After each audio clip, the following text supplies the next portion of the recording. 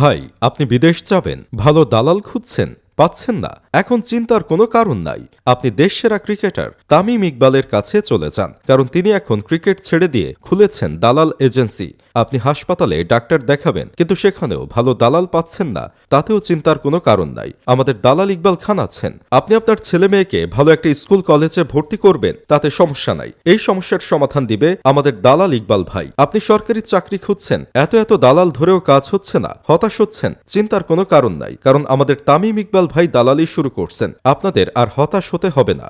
এই দালাল agency start তিনি প্রথমে একাই শুরু করেছিলেন, কিন্তু এখন যখন গ্রাহকদের অনেক চাপ দেখতে পারছিল, তখন বাংলাদেশের আরও ক্রিকেটারদের এই দালাল এজেন্সিতে যুক্ত করেছেন তামিম ইকবাল। এর মধ্যে ম্যানেজারের দায়িত্ব দিয়েছেন তাইজুল ইসলামকে, রুবেল হোসাইনকে দিয়েছেন গ্রাহকদের অফিস পর্যন্ত পাম দিয়ে নিয়ে আসার কাজে, মিরাজকে রাখছেন তামিম ইকবালের পিএ হিসাবে, তাসকিন আহমেদ, মমিনুল হকদের রেখেছে মার্কেটিং টিমে।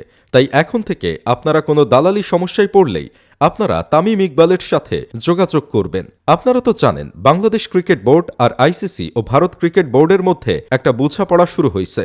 মুস্তাফিজকে বাদ দেওয়ার পর বিসিবি আইসিসিকে জানিয়ে দিছে যে আমাদের নিরাপত্তা না থাকলে আমরা কিভাবে ভারতে বিশ্বকাপ খেলতে যাব। আমরা ভারতে যাব না, আমাদের ভেন্যু চেঞ্জ করে শ্রীলঙ্কা দেয়া হোক, অন্যথায় আমরা খেলব না। আর বিষয়টা নিয়েই আমাদের তামিম ইকবাল ভাই দালালি করার সিদ্ধান্ত নিয়েছেন। তিনি বলছেন, বিসিবির বুঝে শুনে সিদ্ধান্ত নিতে হবে, কারণ আমাদের ক্রিকেট বোর্ডের বেশিরভাগ টাকাই আইসিসি থেকে আসে। তার মানে হলো আইসিসি যাই করুক না কেন তাদের পা ধরে বসে থাকতে হবে। বিসিবিতে এই দালাল ইকবাল থাকলে সেটাই করতেন। আসলে এই লোকটার স্ট্রোকের আগে ব্রেনটা মাথায় থাকলেও স্ট্রোকের পর ব্রেনটা খুলে একদম পিছন সাইডে আটকে গেছে। মুস্তাফিজকে বাদ দেওয়ার পর তাদের কোনো প্রতিবাদ নাই, একটা পোস্টও তারা করে নাই, অথচ বাংলাদেশের সম্মান চলে গেলেও তারা ইন্ডিয়া গিয়ে বিশ্বকাপ খেলতে রাজি। এইসব শুনে বিসিবি পরিচালক নাজমুল ইসলাম তো তামিমকে দালাল বলে দিছে। এটা নিয়ে আবার তামিম ইকবাল কিছু ক্রিকেটার আর সাংবাদিক লেলিয়ে দিছে প্রতিবাদ করার জন্য। এইসব ক্রিকেটাররা মুস্তাফিজের ব্যাপারে কোনো কথা না বললেও তামিমের ব্যাপারে একদম প্রতিবাদ করে ফাটিয়ে ফেলতেছে।